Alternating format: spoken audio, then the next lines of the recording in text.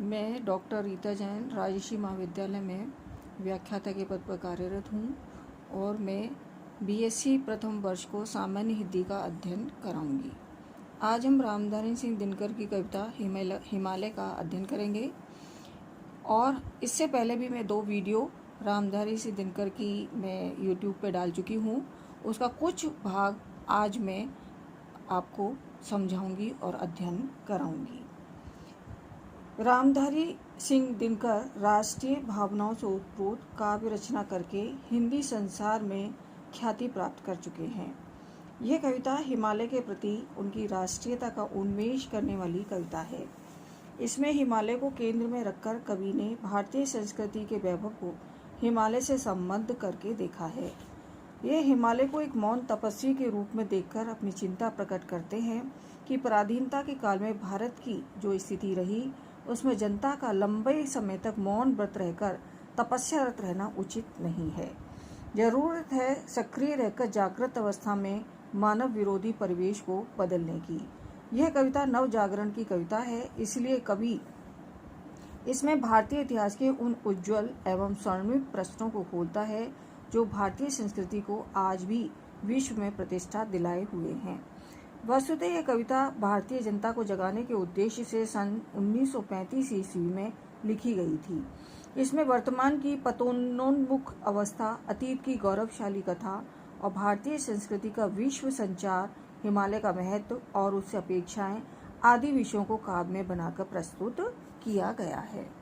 तू तरुण देश से पूछ, अरे गूंजा यह कैसा ध्वंस राग, अम्बुधि अंत स्थल बीच छिपी यह सुलग रही है कौन आग, प्राची के प्रांगण बीच देख जल रहा स्वर्ण युग अग्नि ज्वाल, तू सिंह नाद कर जाग तपी मेरे नगपद मेरे विशाल, रे रोक युधिष्ठिर को न यहाँ जाने दे उसको ध्वर्ग धीर, पर फिरा हमें गांडीव गदा लौटा दे अर्जुन भीम वीर, कह दे शंकर से आज करें वे प्रलय नृत्य फिर एक बार, सारे भारत में गूंज उठे हर हर बम का फिर मंत्रोच्चार, ले अंगड़ाई उठ हिले धरा कर निज विराट स्वर में निनाद, तू शैल राट हुंकार भरे फट जाए कुहा भागे प्रमाद, तू मौन त्याग कर सिंह नाद रे तपी आज तप का नकाल, नवयुग शंख ध्वनि जगा रही तू जाग जाग मेरे विशाल। इस पद्यांश का भावार्थ समझाने से पहले मैं कुछ कठिन शब्द आपको बताना चाहूँगी जिससे कि इसका भाव आप अच्छी तरह से हृदयंगम कर सके। ध्वंस राग अर्थात विनाश की रागनी, अम्बुधि अर्थात समुद्र, अंत स्थल यानी हृदय, प्राची अर्थात पूर्व दिशा, प्रांगण अर्थात आंगन, सिंहनाद सिंह की दहाड़, धीर अर्थात धैर्यवान, प्रलय नृत्य अर्थात तांडव नृत्य, मंत्रोच्चार अर्थात उद्घोष, शैल राट अर्थात विराट पर्वत, कुहा माने अंधेरा, प्रमाद माने आलस्य, निनाद माने उद्घोष। तू तरुण देश से पूछ, अरे गूंजा यह कैसा ध्वंस राग, अम्बुधि अंतर स्थल बीच छिपी यह सुलग रही है कौन आग, प्राची के प्रांगण बीच देख जल रहा स्वर्ण युग अग्नि ज्वाल, तू सिंह नाद कर जाग तपी मेरे नगपत मेरे विशाल। इन पंक्तियों में रामधारी सिंह दिनकर ने पुनरुत्थानवादी भाव को स्थापित किया है और उन्होंने भारत में निश्चित ही स्वाधीनता की क्रांति होने वाली है, इसलिए उस समय संपूर्ण देश में क्रांति की ज्वाला सुलगाने के लिए, उस लक्ष्य को प्राप्त करने के लिए ही इस अंश में जागृति का आह्वान किया है। दिनकर अपनी प्रश्न शैली में एक व्यापक वैचारिक गूंज छोड़ने में सक्षम है। वे हिमालय को संबोधित करते हुए कहते हैं कि तरुणों का देश भारत आज विनाश की रागनी से क्यों गूंज रहा है। चारों ओर विध्वंस और विनाश का वातावरण दिखाई दे रहा है। आज महासागर के गहन हृदय में भी यह कैसी आग जल रही है। महासागर भी उस क्रांति की आग से उद्वेलित है। अब पूर्व दिशा में भारत के स्वर्ण युग का सूर्य पुनः उदित होने वाला है। पूर्व दिशा के आकाश में सूर्य उद्दीप्त अग्नि के समान जल रहा है। एक बार पुनः हमारा स्वर्ण युग अवतरित होने को है।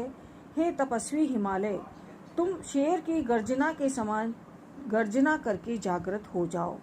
तेरी सिंह के समान धाड़ को सुनकर सभी भारतीय भी जागृत हो जाएंगे। मेरे नगपत विशाल पर्वत हिमालय, जाग जाग।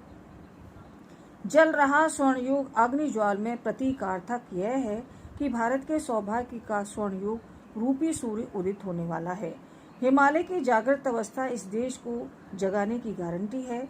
संपूर्ण प्रकृति में जागृति का संदेश और जागृति सूचक संकेत उभर आए हैं।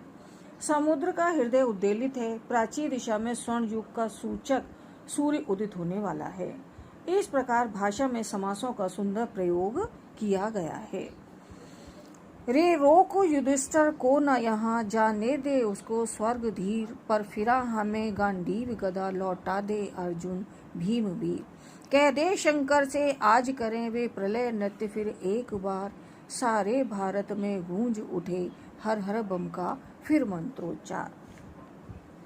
इस देशभक्ति के गीत गाने वाले महाकवि रामधारी सिंह दिनकर की कविता में कवि ने उन वीरों का आह्वान किया है जो भारत को पुनः गौरवशाली बना सकते हैं तथा जो अपनी वीरता से भारत के लुप्त वैभव को पुनः प्रतिष्ठित कर सकते हैं।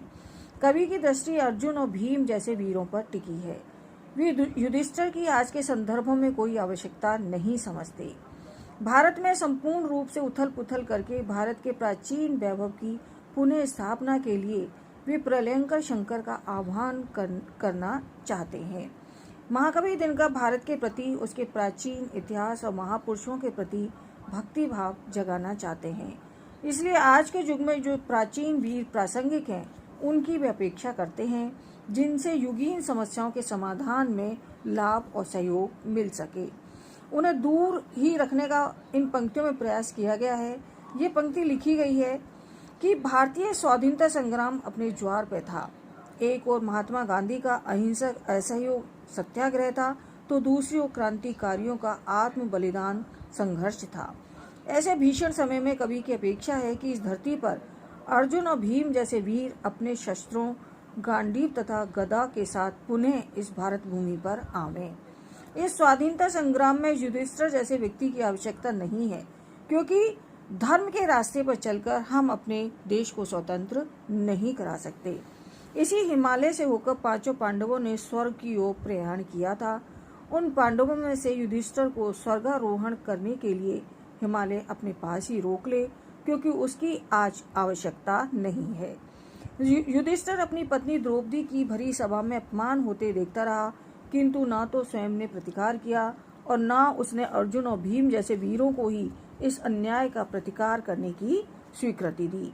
इसलिए कवि हिमालय से आग्रह करता है कि युधिष्ठिर जैसे कापुरुष को रोकने की आवश्यकता नहीं है। यदि वे स्वर्ग जाना चाहते हैं तो उन्हें जाने दें। हमें आज गांडीवधारी अर्जुन और गदाधारी भीम की जरूरत है। ये वीर हमें लौटा दो। कभी आज प्रलय के पक्ष में भी खड़ा दिखाई देता है, क्योंकि आज की परिस्थितियां आमूल चूल परिवर्तन की अपेक्षा करती हैं।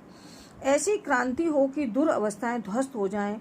इसलिए मृत्यु के देवता भगवान शंकर से कह दो कि एक बार वे पुनः प्रलंकारी तांडव नृत्य करें, जिससे सब कुछ नष्ट भ्रष्ट हो जाए। भगवान शंकर हिमालय में स्थित कैलाश पर्वत पर निवास करते हैं, अतः यह भी हिमालय से ही अपेक्षा की जाती है कि वह शंकर भगवान से प्रलंका तांडव नृत्य करने का आग्रह करें।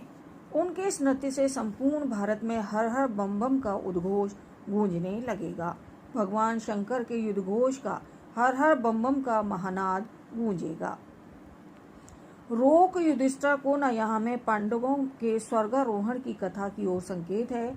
हर हर बम बम का मंत्रोच्चारण से तात्पर्य है कि प्राचीन भारत में युद्ध में प्रवृत्त सेनाएं हर हर बम बम का उद्घोष लगाकर शत्रु पर टूट पड़ती थी। इस निनाद से सैनिकों में उत्साह का जर उमड़ पड़ता था।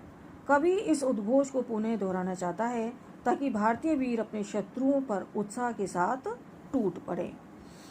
ले अंगड़ाई उठ हिले धराकर निज विराट स्वर में निनाद, तू शैल राज हुंकार भरे फट जाए कुहा भागे प्रमाद।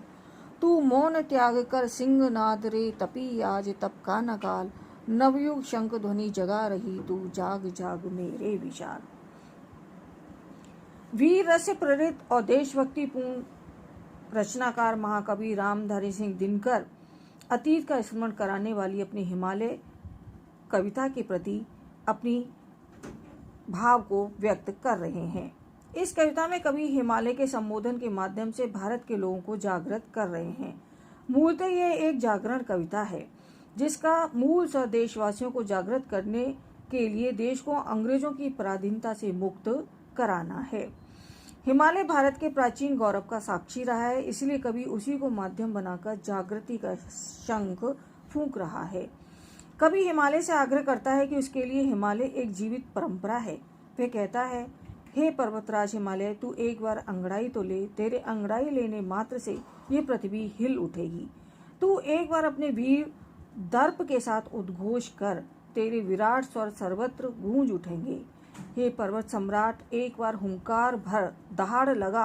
तेरी हुंकार से समस्त दुखों का कोहरा अर्थात अंधेरा छट जाएगा और प्रकाश की किरणों में संपूर्ण देश जाग उठेगा।